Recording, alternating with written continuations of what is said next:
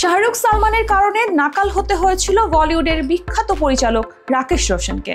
কারণ অর্জুন ছবির পরিচালনা করতে গিয়ে পরিচালককে অনেক কঠিন পরিস্থিতির মুখোমুখি হতে হয়েছিল। আর এর প্রধান কারণ ছবির দুই নায়ক। সম্প্রতি মুক্তি পাওয়া তথ্যচিত্র সিরিজ দ্য রোশনের এই বিষয়ে কথা বলেছেন রাকেশ রোশন। তিনি জানিয়েছেন, ছবির শুটিং এর সময় তিনি প্রতিদিন শুটিং এ যাওয়ার আগে ঈশ্বরের কাছে প্রার্থনা করতেন।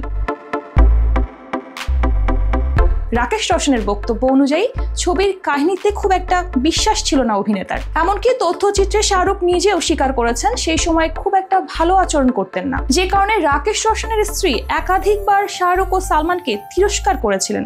এই দুই অভিনেতা, যারা আজ বাদশা ও ভাইজান নামে পরিচিত, শুটিং এর সময় একাধিকবার পরিচালকের ধৈর্যের পরীক্ষা নিয়েছেন। পরিচালক বলেন, অন্য ছবির তুলনায় কারণ অর্জুনের কাজ ছিল সবচেয়ে বেশি চ্যালেঞ্জিং।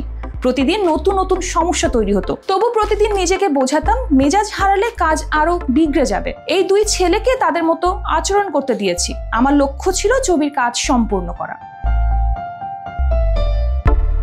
ছবির গল্প নিয়ে কোনো আগ্রহই ছিল না সালমান বা শাহরুখের। পরিচালকের কথায় ওদের কোনো আগ্রহই ছিল না। মনে আছে, একদিন একটা দৃশ্যের শুটিং এর সময় সমস্ত কিছু প্রস্তুত হয়ে গেছে সূর্য ডোবার মুখে তখন, কিন্তু তাদের কোনো দেখা নেই।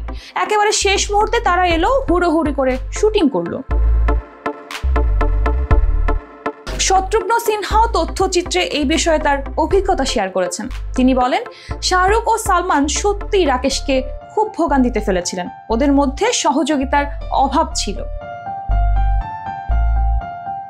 এই বিষয়ে শাহরুখ মজার ছলে বলেন, আমার আর সালমানের মধ্যে আমার আচরণ তুলনামূলক ভালো ছিল। অন্তত আমি সামনাসামনি ভালো ব্যবহার করতাম। আমরা দুই শিশু মিলে এক পিতৃসম ব্যক্তিকে সত্যিই অনেক জ্বালিয়েছিলাম।